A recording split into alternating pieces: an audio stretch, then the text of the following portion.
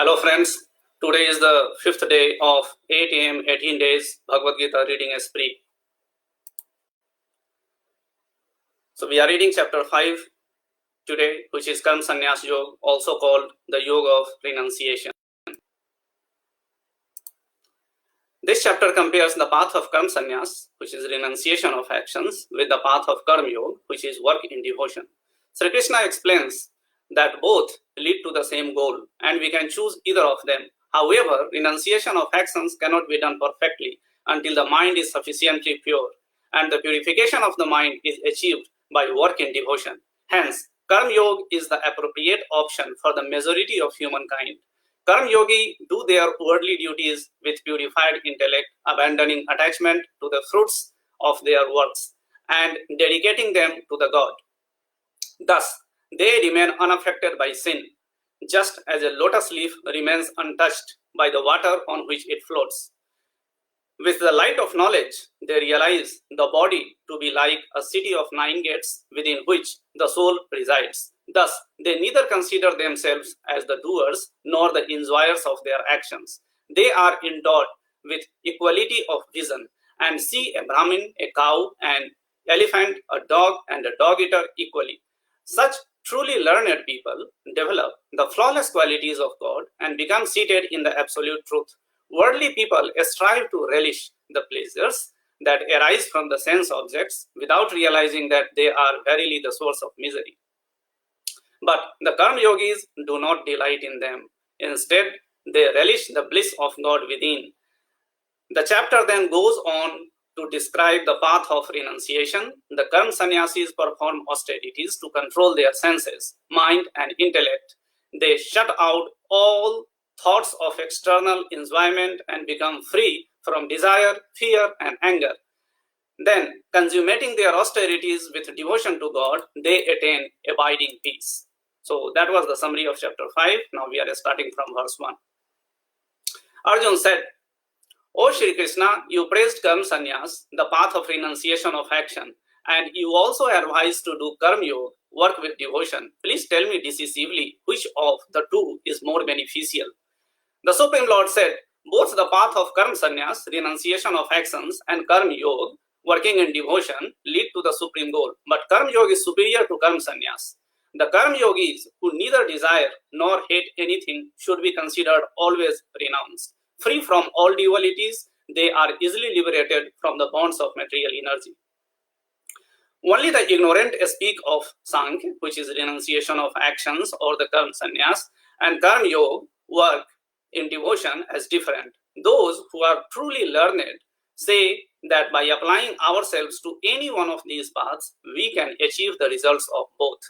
The supreme state that is attained by means of Karma Sannyas is also attained by working in devotion. Hence, those who see Karma Sannyas and Karma Yoga to be identical truly see things as they are. Perfect renunciation, Karma Sannyas, is difficult to attain without performing work in devotion. O mighty armed Arjun, but the sage who is adept in Karma Yoga quickly attains the supreme. The Karma Yogis who are of purified intellect and who control the mind and senses see the soul of all souls in every living being. Though performing all kinds of actions, they are never entangled. Those steadfast in their Karma Yoga always think, I am not the doer. Even while engaging in seeing, hearing, touching, smelling, moving, sleeping, breathing, speaking, excreting, and grasping, and opening or closing the eyes with the light of divine knowledge, they see that it is only the material senses that are moving amongst their objects. Those who dedicate their actions to God, abandoning all attachments, remain untouched by sin, just as a lotus leaf is untouched by water. The yogis, while giving up attachment, perform actions with their body, senses, mind, and intellect only for the purpose of self-purification. Offering the results of all activities to God, the Karma Yogis attain everlasting peace, whereas those who, being impelled by their desires, work with a selfish motive, become entangled because they are attached to the fruits of their actions. The embodied beings who are self-controlled and detached reside happily in the city of 9 gates, free from thinking they are the doers or the cause of anything. Neither the sense of doership nor the nature of actions come from God, nor does He create the fruits of action. All this is enacted by the modes of material nature, which is gunas. The omnipresent God does not involve himself in the sinful or virtuous deeds of anyone. The living entities are deluded because their inner knowledge is covered by ignorance.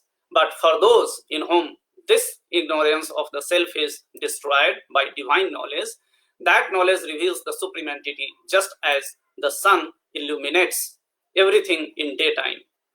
Those whose intellect is fixed in God, who are wholly absorbed in God with firm faith in Him as the supreme goal, such persons quickly reach the state from which there is no return, their sins having been dispelled by the light of knowledge. The truly learned, with the eyes of divine knowledge, see with equal vision a Brahmin, a cow, an elephant, a dog, and the dog eater.